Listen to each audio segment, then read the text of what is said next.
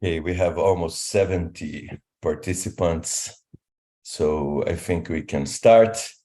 Good afternoon again. My name is, and welcome to this Marine Biodiversity Networking Fridays.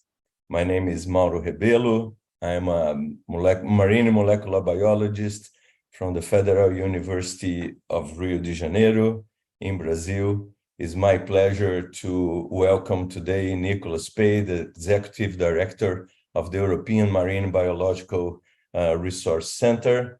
He's also a scientist, a molecular and spatial ecologist scientist with a PhD from the University of Aberdeen.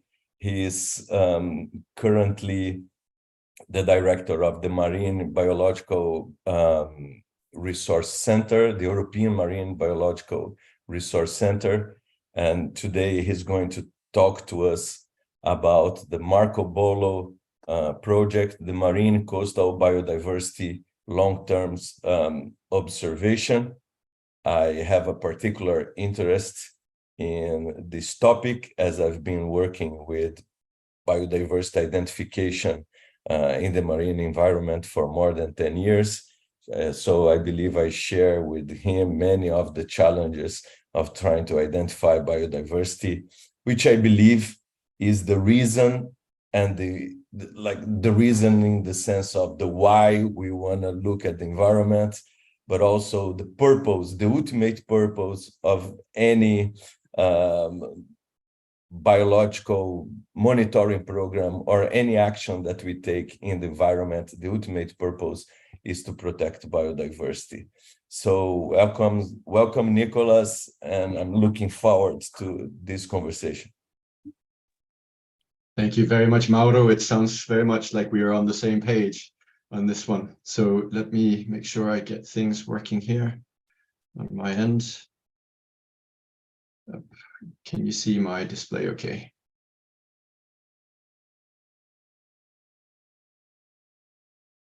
Is that looking good, or are you seeing my presenter mode? I see your presenter mode. Okay, let me switch the displays around. Is that better? Yes. Okay, thank you very much. So first of all, thank you very much to MBON and the Air Center for giving me this opportunity and inviting me here today. So we were fortunate enough to get one of these Horizons projects when it was early last year already, and it kick-started in January. So this is very recent that we got started. We've only just finished logos and templates and project management guides, so it's still early days on where we are. But I'm very excited to have this project, MARCO-BOLO. So I represent European research infrastructure and biological resources in Europe. So for us, this project fits very well in terms of wanting to promote biodiversity, the care of biodiversity, the utilization of biodiversity in a sustainable manner, and what we can do in terms of progressing with that. So let's see if I can get the slides to move. Okay, so in terms of structure, I'll first of all just talk a bit about the context of why we decided to set up the project and some of the motivations for it before going into talking about the project. It's a fairly substantial project, so I won't be able to go into too much details, but I'm more than happy to take questions towards the end when there's time. So I think everybody here agrees that today our oceans are under a tremendous amount of stress. We are seeing climate change increasing the year on year. We're seeing an unsustainable harvesting continuing of our various biological resources, as well as increase in pollution. And we have finally gotten to the point where we have ourselves a biodiversity crisis. This has made the oceans a very highly topical at the moment. We have now a United Nations Decade of Science and Sustainable Development. So the ultimate opportunity, if you want, for us to really put the ocean in the spotlight, generate a lot of political interest and move a lot of funding towards this topic. But we also at the same time have very high technological ambitions, such as digital twins of the ocean, about being able to model and predict. But of course, being able to model and predict and even protect our oceans We need to have an awful lot of information. We need to have a very good understanding of our system. And today, well, it's clear we have research gap. There is some serious infrastructure shortcomings that we need to overcome in terms of being able to get to a point where we can improve ocean health. So from our point of view, we see three main areas that we need to address in order to get to tackling the plight of the oceans required. And first of all, that is effective observation and monitoring frameworks. The ability to look at what's going on in the ocean and being able to see any changes of policies we're doing. What's the impact having? Is what we're doing making any changes? Of course, we need a thorough understanding of the marine system to know what is good, what is bad, what's healthy, how is the system responding. And finally, we need effective government and sound decision-making to drive proper management of the oceans and its resources. So what is the state of affairs today? So today we have, despite many years of research, we still have enormous knowledge gaps about marine ecosystems. We have some crucial long-term time series that are struggling. We're even seeing some disappearing, and generally they are not sustainable, particularly in biology. So in case here in Europe is that we see that the majority of marine observation, not even just biology, is not sustainable. It's funded on projects, and our ability to look over many years is dependent on our continuous success in bringing in project money. This is just not sustainable, and it's also not the situation we want to be in if we want to be able to address the major challenges that we face today. There's lack of concrete data products and outputs from biological data going to our decision makers. When we look at the state of oceanography, we see great data flows, we see very good structure, we see the data flowing into meteorological models, and people generally paying a lot of attention to this. But the biology is still something that's very elusive. Many people lack the rudimentary understanding of biological processes, as we also do in COVID. And what we've also found is that data is not finding its way to the decision makers. The people that could make use of this data are not. There was a survey done by Medin in the UK and published by the OECD in 2021 around the use of data. And there we see that data generated by observation is predominantly utilized by the scientists. This is perhaps not a surprise, but we see 21% of the users coming from the private sector and only about 17% of government and policy agencies that are using this data. Why is that? Why are they not using this data that we're spending hundreds of millions of every year generating? Is it because they don't know it's there? Is it because it's not the right data? These are all questions that we are trying to get to terms with to make sure that what we're doing can have an impact. So from our point of view, what we see as the need is that we first of all need to organize and structure biological observation. It's gotten to the point where we've almost forgotten in Europe how to do this properly. We're constantly doing things in terms of projects in short terms. We're not generating long-term time series, and we're constantly changing our protocols. So we need to get back to a rigid system where we put in place things for observation and not just research. And we really need to take the example from our cousins and colleagues in the oceanography that have really achieved this very well. And so by doing this, we also hope that we can then bring the observation data to the decision makers and demonstrate the worth of biological observation data to them in terms of their decision making in helping them make the right decisions. We need investment and more utilization of the frameworks that have already been created, whether they're under the UN or under GOOS, or the GeoBond, whatever it is. But we're not adhering enough to this framework put in place. We're still creating our own and reinventing wheels. And of course, we need, from our perspective here in Europe, go beyond our own continent and really work with partners outside to try and create a framework that is global in nature, that is interoperable, structured, and standardized. And finally, the ultimate missing puzzle is, of course, to strengthen the sustainability of marine biological observations so that we know we have a framework that we can depend on in the long run. So this brings us on to the project that we submitted. So it's called MARCO-BOLO. It's oriented around biological observation and improving that framework for the long term.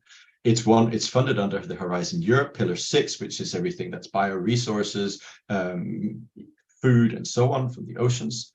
It's coordinated by myself, and we have 28 partners from 14 countries.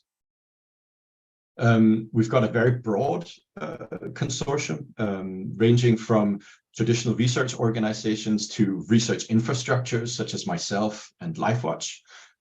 We also have UNESCO on board, and what we tried to do was create a consortium that brought on board the strong research capabilities that we need to answer questions around biodiversity, but also the research infrastructures that to bring the data, that bring the observations, and that can also make sustainable the things that we produce within the project. And then also finally, agencies such as UNESCO. These are the people that ultimately are going to make things operable and bring them to a level of functionality. But also in the other direction, they can validate what we're doing and saying, yes, this fits our framework, or no, this does not actually respond to what we believe should be done. So hopefully we've been able to bring together the right people for this challenge. So the basic principles around MARCO-BOLO. So first of all, this project, we can't do it all. As you saw from one of the previous slides, despite the ambitions of this project, the budget is around 7 million. So it is fairly limited for such a high ambition. So we had to make certain decisions right at the outset. And first of all, it was that it'll have to be a coastal focus. We cannot tackle everything else. And we also had the extra ask in the call that we had to connect the freshwater interface with coastal observation. So that also brought the challenge of bringing in a whole new group of collaborators that we'd never worked with before and trying to bring their approaches and their thinking and their challenges on board in the project. We therefore also decided that we were not going to spend large amounts of money on collecting new data. We made a decision very early on that we would only work with raw data that was publicly available through major depositories. So in Europe, things like EMOTnet. The reason we made this decision are multiple. First of all, it's because we are already generating quite a lot of data at very high cost. And I believe it's very important to demonstrate that this investment is good, of course, for science, but that it also has other applications. And the data that we generate really should be fit for multiple purposes. And this is also because in Europe, we now have a data policy that says we should be collecting data, but it should be used many times. So the reuse aspect is important too. We also made the decision that we were going to focus on applying existing standards. We wanted to move away from the trend of reinventing wheels and making new standards, and as much as possible, use existing and apply existing, especially when we have seen or heard from a community that this is what they wanted to see. We wanted to have a focus on improving the operational framework of biological observation. So there's a strong focus on new technologies where standards and practices are still malleable, as well as on the data side. And finally, we also decided to integrate a social science aspect into the work because we wanted to have a really thorough look at our users and stakeholders and what were their needs, what were their motivations, and also, of course, what are the barriers for them to access the data that we're generating.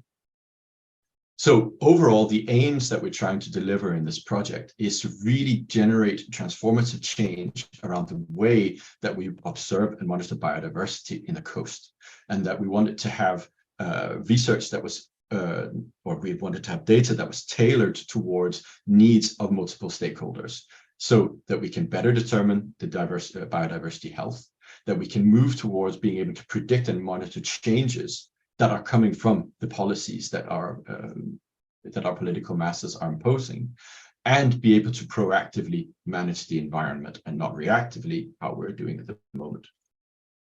So the overarching objectives for the project is to enable a digital framework for biodiversity data streams and data access, building on international standards, as I said, rather than creating our own, and to establish the biological component of coastal, marine, and freshwater Earth observation infrastructure in Europe. And I should add here, linked to a global framework. So not something that ends in a European bubble, but goes on to be exposed and available through IODE, for example, and so on. Specifically, we wanted to improve the acquisition, coordination, delivery of biodiversity data to the relevant users, enable technologies for cost-effective, timely, and accurate biological observation, test new tools and technologies and models to better understand biodiversity decline, so that we on one hand have the observation that we're seeing in situ, but also increase our ability to produce new information around biodiversity through modeling and different analyses. And finally, empower European biodiversity observatory operators, data producers, and users by creating and sharing best practice guidelines for gathering and using biodiversity data to contribute to biodiversity restoration efforts. And this mainly we will do through everything that we produce in this project is very oriented towards being guidelines and being implementable, and most importantly, of course, being open access. Everything generated in this project will be openly available. It'll be deposited within the wherever it's necessary, and of course also to the project website. So anything that you see or hear here should be available to you, and if you cannot find it, you should reach out to us when we get there, I should say. We still have 4 years ahead of us. So how will we go about doing this? We have 5 technical work packages. They are, first of all, around data. They are around eDNA. They're around the land-to-sea interface. They're about mapping biodiversity with a suite of different sensors. And finally, mapping and modeling the coastal marine biodiversity. We then also have stakeholder engagement and community integration. I will spend a little bit more time on this than on the others, because this is one of the elements that have actually already started moving ahead in the project. And of course, we have communication, outreach, and project management, but I won't go into the details of that today.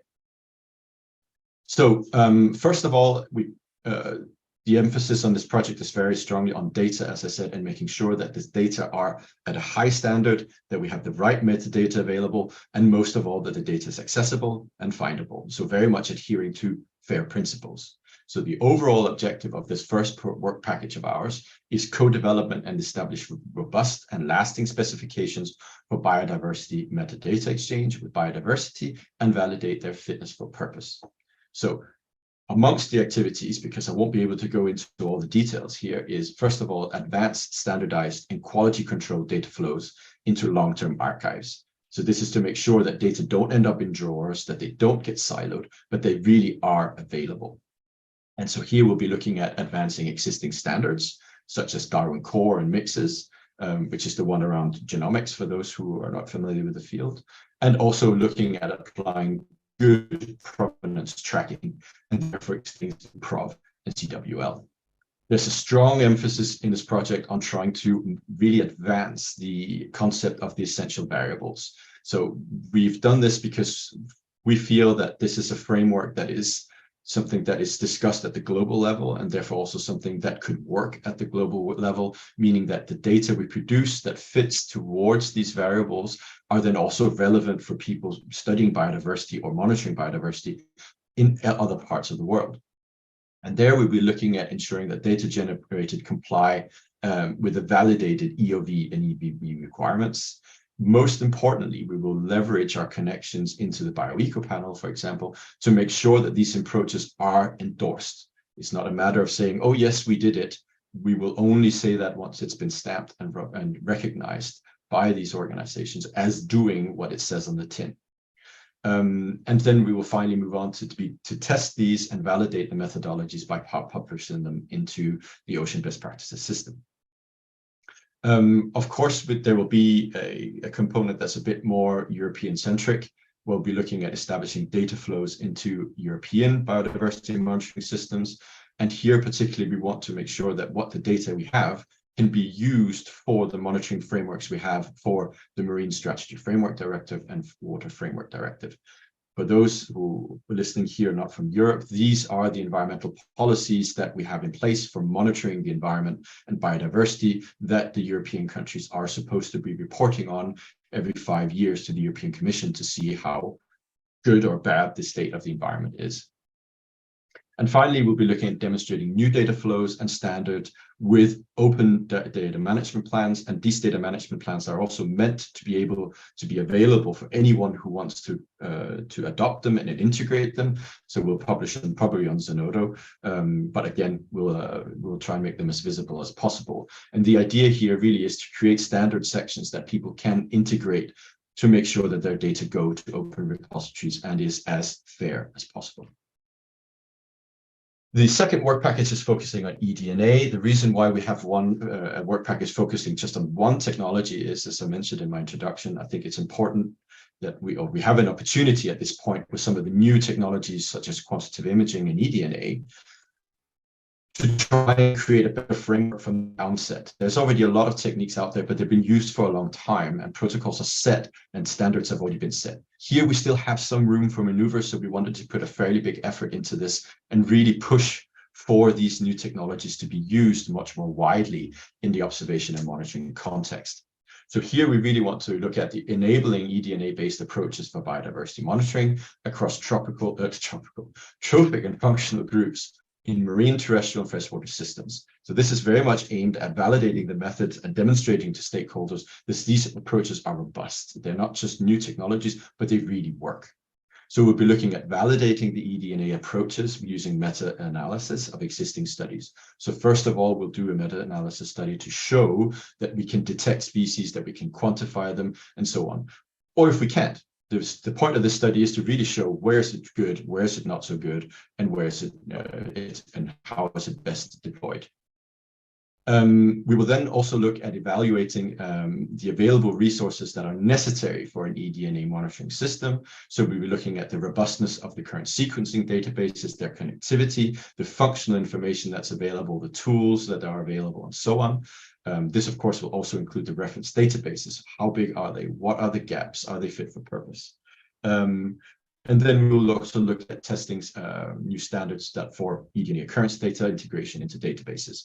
This is one of the challenges, I think, is to bring genomics, which is traditionally very biological, into the environmental field and the observation field. We'll also be looking at comparing eDNA approaches to traditional methods to demonstrate that they are as good, if not better, than many of the traditional methods used by, for example, the environment agencies that do the monitoring at the national level. We will then look to see how we can adapt eDNA-based data towards the essential variables and the various monitoring frameworks in Europe, and to show, right, these are the areas where this technology and this information really shines and has a lot to contribute. And then finally, we'll be making an attempt to develop standard operating procedures for integrating eDNA-based observation. So trying to standardize methodologies is always tricky. So we will try and very much do this in the context of the project around the different variables and indicators that we're looking at and show how it's best used. I can see on the time I need to speed up a little bit if I want to get through all the different topics. So the third work package is then based around the link of land and sea. So this was a very tricky one to put together. As I mentioned earlier, this needed to bring together a whole new community that we hadn't worked with before. And of course, on both sides, we are wonderfully ignorant of each other's approaches and our functional frameworks, our standards, our databases, and so on. So that was interesting, and I look forward to working with these new colleagues over the next 4 years. But in terms of what we wanted to do in the project is, first of all, to advance the understanding of direct and indirect drivers of biodiversity loss along this land-to-sea interface. So we really wanted to do this all the way from tributaries down rivers into the estuaries and the oceans and into the regional seas. So here again, we'll have a meta-analysis approach to start with, to look at what monitoring is available, what are the methods, what are the tools, and look at how they compare against the science and the policy requirements. What is there, what's being analyzed? Is it already generating things that we can use and apply, or do we really need to think much more closely about the data that we gather in the future? So again, we'll be looking at our ability to detect species, to quantify abundance and estimate diversity based on the data that's already being delivered by various observatories along this interface. We'll be looking at testing biodiversity and environmental variable workflows in this context. And so we have 4 test cases within the project. So these are river sea systems that have been very thoroughly studied, that are also part of existing research infrastructure in Europe. And that's where we're going to look at testing a lot of the things we're doing here. So we'll be looking at testing and validating workflows of existing biodiversity and environmental monitoring programs. So the usual suspects of MSFD, WFD, And then also look at identifying chains of effects and connectivity points between land and sea observations, so we know what to look for and why. And finally, evaluate effects of existing terrestrial and freshwater conservation areas on coastal marine biodiversity. In other words, if upstream we put conservation areas or we have strong management, what is the knock-on effect down system when it gets into the sea? Again, this work package will have a synthesis and generalization section at the end, which will contribute to a general output at the end of the project of how to integrate all the different approaches within the project for biological observation. So there we go. So the next work package is really where we try to bring in everything else. So this work package is very broad in terms of what technologies it's looking at and trying to integrate. So here, the main focus is mapping of biodiversity using autonomous systems. So how can we map biodiversity with a suite of different sensors, making sure they're interconnected, interoperable, and that they work in a connected observatory? So we're very much looking at enabling and advancing technology for cost-effective, timely, and accurate biodiversity observation. So first of all, there's going to be a focus on developing autonomous systems to deliver georeference maps of biodiversity. And this will be looking predominantly at using eDNA and imaging techniques and coupling them with geolocation ability. So this will require onboard processing to create maps that can be transmitted very quickly. And we'll also be looking at combining, well, separately from that initiative, in combining optics and acoustics for benthos mapping, and then test mapping of different plankton communities using remote sensing. So there's really 3 different approaches here to see, okay, what can we do to create a good overall view of biodiversity in Europe, where it is and what it's doing.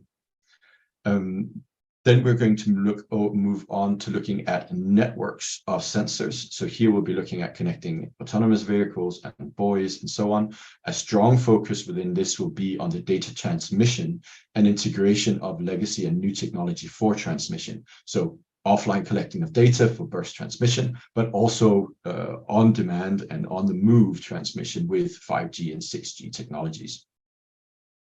And then finally, we'll be trying to create a general architecture that incorporates all of these different sensors to make sure that they're communicating, that they're working in concert with one another, that the data can be transmitted appropriately and fast, of course, and work on what can we process on board before sending the data and what needs to be done once on shore. Then we move, the final technical work package is then around the modeling and mapping. So this is where we will try to collect the different types of data that will be coming out of the different sensors and initiatives and see what our ability is to create new knowledge. So this is really about looking at demonstrating that we can do more with the data once it's collected. So this is the first part, is the creation of new knowledge around biodiversity trends and the direct drivers of these interrelationships. So we'll be looking at doing habitat sustainability modeling and also working on determining causal relationships between external forcing and biological responses. We'll be looking at documenting the potential of new and advanced observation approaches and technologies for improvement of established biological indicators. So this is, again, how can we generate new knowledge that can then be used towards these various indicators like MSFD, but of course also towards the essential variables. We will have a focused demonstrator around non-invasive species, non-indigenous species, sorry. And here we'll be looking at combining different types of data to, first of all, produce invasive species heat maps, but also try to create tools that will allow forecasting to say, okay, if we have species that arrive here, what is the predicted spread? Which way will they go? I know in Europe for sure that this is a very hot topic. Invasive species, something that's costing a lot of money and something that people are very keen on tracking, and it's also having a huge impact, of course, on various biological resources. So this is one of the topics that we're keen to treat in more detail. Finally, we've got a small aspect of spatial mapping for blue carbon as well. The reason why we integrated this is because it seems a little bit, well, why have you got this in biodiversity? Well, this was an ask. This was a call that really covered everything. So we had to include this part as well, but I think it's very interesting because it will hopefully allow us to assign different indices of carbon storage to different habitat types. And by combining this with the different biodiversity maps that we will be generating here, we will have an additional parameters that we believe people are interested in for coastal development and coastal management to know what areas to preserve, because carbon storage is, of course, of huge importance today. Now, moving on to the stakeholder engagement, and I would say data and stakeholder engagement are probably the two biggest foci of this project. And one thing I should perhaps have mentioned better in the introduction is that one of our frustrations is that for the past 10 years, we've been working on developing new tools and approaches and things that we believe that our political masses would want to know or have in order to better manage the environment. But we're not seeing uptake of these things. These are tools that we've developed in academia, but then they sort of stay there and they never move up. So here we're trying to take a different approach of going to the stakeholders saying, okay, well, for 10 years, we're producing the wrong thing. Now, let's have a conversation about what you want, why you're not using the data, and how we can improve it. So we're doing this through this work package here, which is entirely dedicated to stakeholder engagement and in community integration. And this is really to ensure that the project outcomes are stakeholder driven, that they match end user needs, and they feed much more effectively into the policy process. And so here, first of all, is where we find our social science approach, where we'll be looking at profiling our data users. So what data are they using? Why are they not using it? Do they not know where it is? And so on. So this will give us a first idea of some of the bottlenecks that exists. But the major driver in here really is to try to build a community of practice of data users and generators. So those that are generating the observation can start to regularly interact with the people that should need the data and find out what's missing. Is it the right things? What can we develop? And what are the immediate needs? So this community and practice, we hope, will improve the uptake and use of biodiversity data and knowledge in decision-making, ensuring that biodiversity observation delivers outputs that are relevant for supporting policies, enable integration of international standards across Europe, and feeding much more effectively into policy and other processes that, of course, first of all, support EU policy, but that we're also moving much more towards a global approach to the way that we manage our seas. The roles and responsibility of this community of practice then will be to provide, first of all, advice. The stakeholders profiling and steering the overall stakeholder engagement will come from here. Who to bring into the wider community of practice for develop co-design workshop, and as well the working on the general legacy of the community of practice. So this will be our vehicle to represent and liaise directly with the broader network. It's where we can share project updates and communications, also to disseminate key outputs to the sort of stakeholders that we really have identified, and then assess the impact of the uptake, and also look at how we better or look at how these outputs are received and whether they're doing the right thing. The COP will also we'll organize 2 major events. So this is in about a year's time and towards the end of the project. And here the idea is to present what we've been working on and have a dialogue with a broad community about what we've created and whether it's fit for purpose. As you can see here at the bottom in the table, we do have some members from outside of Europe in this COP already. So we have Frank Muller, who's in there wearing his MBON hat, and we always also have other people from MBON Goose. So we also have Maria Grigoratu, who's also representing the T7FSOI.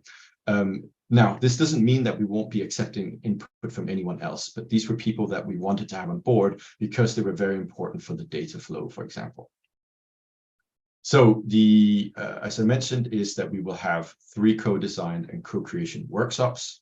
And through these events, we will aim to enable transformative change to bring together biodiversity observatory operators, the data producers, and the users to innovate across the full biodiversity observation pipeline so that we can test and validate them. We can create observation networks using multiple interlinked sensors, but not just for the science, but that the stakeholders are actually seeing this as something that they want to deploy to support their policies and enable observation of the sea.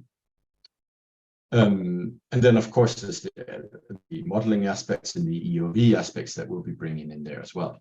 So coming to wrap up a little bit and trying to synthesize all that. So the inspected impacts that we hope to see over the next 4 years is, first of all, to provide new tools and models so that we have essential variable based on environmental DNA. This is one thing that we're really keen on, that we have real-time biodiversity monitoring methods, that we have a better understanding of causal relationships and indicators between different forces and biological responses, that we can test to co-design data streams and workflows, that we validate data exchange across Europe and global biodiversity infrastructures, that we have workflows for supporting the various framework directives that or the different programs we have in place for monitoring our environment.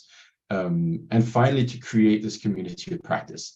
I'm absolutely convinced that all the effort we've put into engaging with industry over the last 10 years, well, we need to put the same amount of effort into engaging with decision makers, governments, and policy, because I think many of us are much more motivated to try and make those changes, that we are heard and we can have dialogue with our politicians.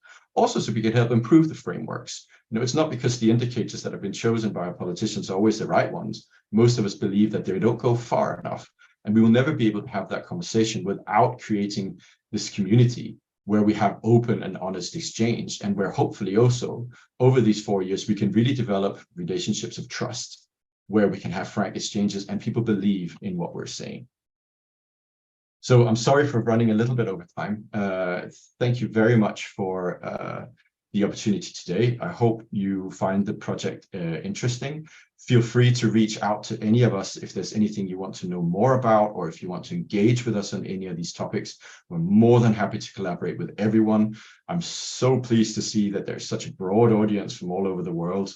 And I really hope that I'll meet many of you in person in some of these COPs or in other opportunities around the UN Decade conferences, and see what we can do together, because we're very aware that in Europe, we are in our little bubble, and we would love nothing more than to learn from everybody and see how we can work together. So thank you very much.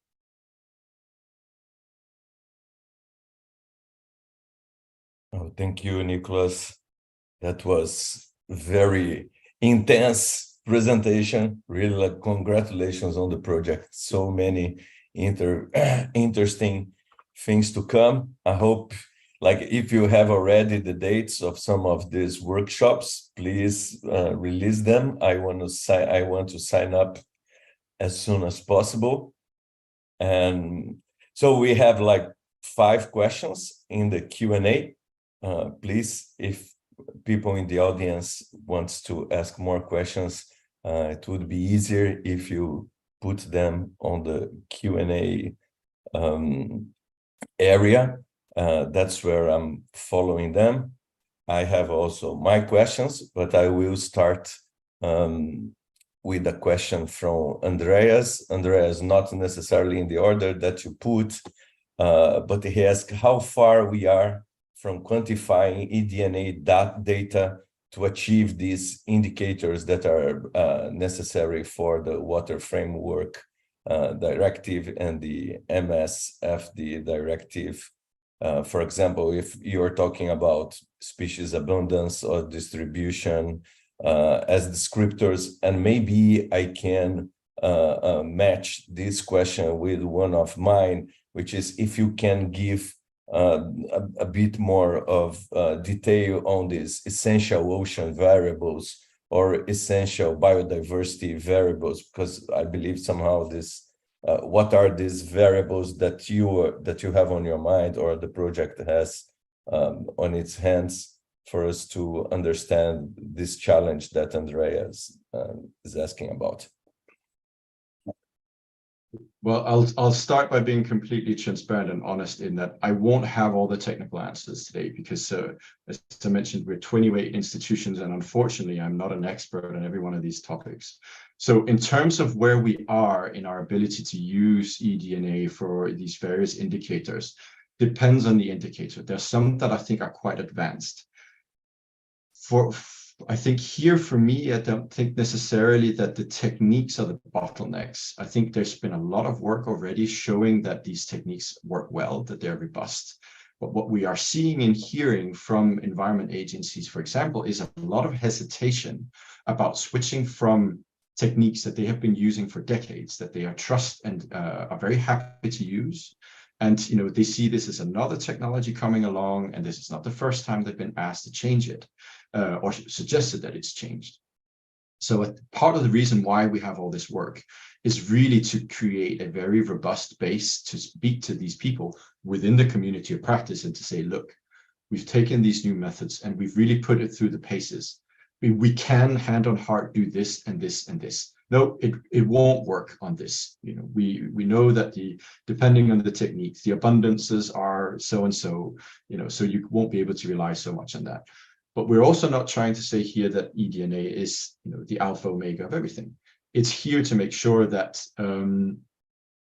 we're using the various tools where necessary. It should very often be combined with approaches such as imaging and more traditional methods, but it's an additional one that can be used, particularly from areas where it's being generated regularly as part of an observatory. So very much part of the preparatory work of these work packages is to go through these different indicators and do the homework and speak to the environment agencies to find out which are the ones they really need support for, and then we will then make the decision on which ones we can work towards. The same is true for the essential variables, because there's a lot of them.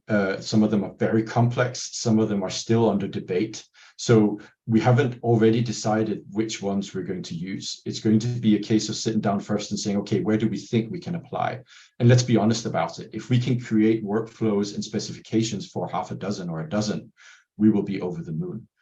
The idea here very much is to show that it is possible and to show that the steps that are necessary to make sure that these are recognized, that they're not just EBVs by name and by pretense, but that they are established, they are recognized by the right bodies, and to show what the process is to achieve that, and hopefully inspire other people then to follow that rigorous path in terms of the application of them. So it was a little bit long, but and not exactly the details perhaps you wanted, but I hope it answers your question, Andreas. I may have a follow-up comment on this, because I participated on several international workshops on environmental genomics organized by the oil industry, and with the presence of several environmental agencies, from EPA to Norway, and also with my experience in trying to implement eDNA in Brazil, I realized that maybe the problem is not technical in the sense of technical validation of eDNA by the scientific community, but the regulators that they have to follow a law, an existing legal framework for these monitoring programs, and they are responsible many times criminally in the physical person for the act of regulating, of giving a permit or a license. So they are not incentivized to change a technology, even if it's a better technology, because it brings a risk to everyone, but especially for them, the regulators in the physical person, to this act of changing from something that is accepted by the law to something new that is accepted by the scientific community. It's better, it's faster, it's cheaper, but brings a huge risk. So I was even, I remember this comment from EPA saying look, it's not about if it's technically better, but for example, what is the chain of custody of these samples? Because I will have to defend this in a court, because this will end up in court. And scientists sometimes forget that you have all these details. So I like a lot when you have an entire work package devoted to talking to these stakeholders, because I don't think many of the challenges are technical. I had a question, which is, how do you think is the discussion in between morphological and molecular identification regarding eDNA? Because, I see that in the literature, this is settled already. It's not really a question anymore. Yes, you have the quantification challenges for eDNA, but on the other hand, we can say that morphological identification has different problems with quantifications, right? Probably yes, we can quantify, but it's not representative, really statistically representative of what we find in the environment. So there are these things, but I think it's not a technical problem anymore. It's how do we really change the legislation, or we start to accumulate these precedents that are going to give the regulators, the people in the analysts in the environmental agencies, the safety to to embrace this technology. We have another question from, I think we can go to the other. So Andreas made another very broad question, which is, what are the technical, institutional, and the scientific challenges to harmonize and operationalize this biodiversity database generated by the EU policies? So how is this standardization and advance going to work? So I don't know if you have something else to talk about it other than the fact that, yes, the project is starting and that's where you're going, or maybe just say if you see it as a more technical, institutional, or scientific challenge.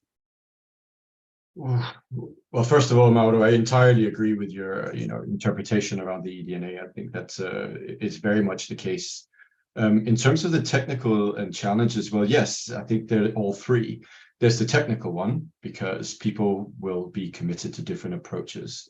So as usual, there is a fine line to be walked between what we believe is the best approach and so on. And I think technically, what particularly focusing here on eDNA, one of the big things that we need to resolve very quickly actually is just intercalibration amongst different observatories. How important are choices like primers and reference libraries and so on? Is it significantly different or not? If I'm focusing on very specific fungi primers, will it give me hugely statistically different results from ones that are using much more general? I think we really need to get to the bottom of this, because if it turns out that it's not a big issue, well, then we have a really very broad space for using different approaches. The other part of that, of course, which is then more institutional, is we all have different needs. We all observe for different reasons. Different countries, different regions, different continents have different priorities. So there is also the question of leaving enough space and enough freedom in the way that we observe that everybody can get the questions that they want. So I think this also means that we won't always agree on what we observe. What we should agree on is a standard base, where we have a standard, very simple protocol that's very inclusive, that allows us to interoperate and compare between our sites, and we can build our ambitions on top of those. And then finally, there's the political question that I think, Mauro, you responded to very well. It's going to be tricky to get people to change their policies. I mean, Europe by no means is a fantastic example. There's a lot of lagging behind in implementing the various monitoring programs. Some of them are only partially implemented after decades. So, the willingness to do it is going to be difficult as well. We hear a lot of warm talk about, restoring, biodiversity by 2030 and protecting our oceans by 30% of them by 2030 and so on. I mean, we're so far away from achieving this that they really have to step up a gear in political willingness. Yes. Well, we are running out of time, but there are 3 more questions that I want to ask. So I'll try to blend 2 of them. Anyway, maybe you already answered. So Fabio is asking how developing countries could do to collect more data and map their biodiversity.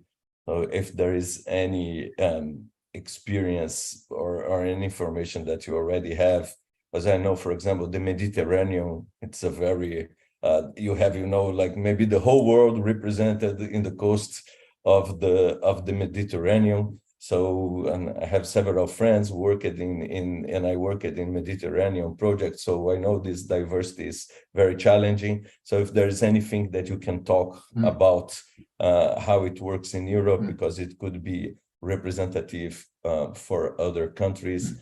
And Valentina is asking about the carbon stocks, if you plan to generate new data or to work with existing data. Okay, I will try to also partially answer Frank Karger's question about interaction in this as well. So first of all, on the observation, in terms of time, I'd say there's plenty of stuff available. It's the problem of accessibility.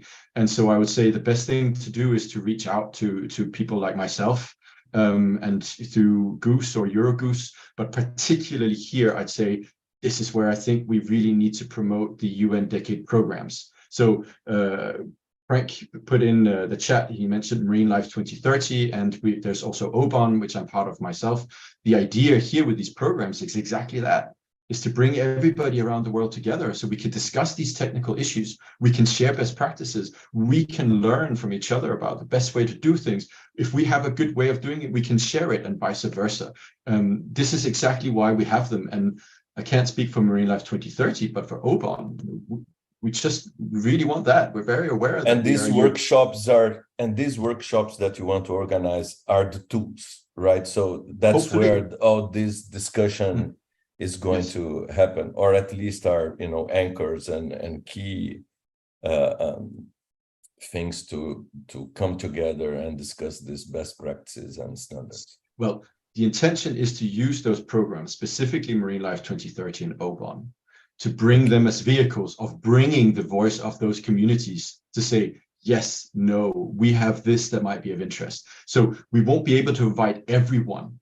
So this is why I strongly encourage you to engage with these frameworks. We meet at least once a year online, several times a year online, and once a year in person. And if it doesn't have to be Europe or United States. We're happy to have the meeting anywhere. We would just really like more people to come and join us. Okay, if I can, I have then a final question. How that you talked about the challenge of bringing these, like people, mainly scientists, using the data, right? And how we make more people to use the data. And I think we already discussed how the regulators and the environmental agencies, and they are a key interface with industry, right? Because and I also have experience on this. So the environmental agencies expect the industry to propose something instead of giving a clear normative, and then industry produces data in different ways, in different standards with local scientists. So like you generate all this data, that is difficult. But you also talked about how oceanography and climate is much more evolved than biodiversity. We can see this, for example, with the Conference of the Parts of Biodiversity being in every 2 years, and for climate every year. And when you compare the two topics, there's probably biodiversity is a key part of climate, but it's not. It's disconnected. These two groups almost don't talk to each other. So I was wondering, how can we, reach the same status of climate as in the perception of the public? And of course, I believe that climate has the weather aspect, right? So weather is very important for transportation, for life, for everything. So it reduces the gap of these long-term effects and the short-term and creates immediate business opportunities for weather forecast and everything.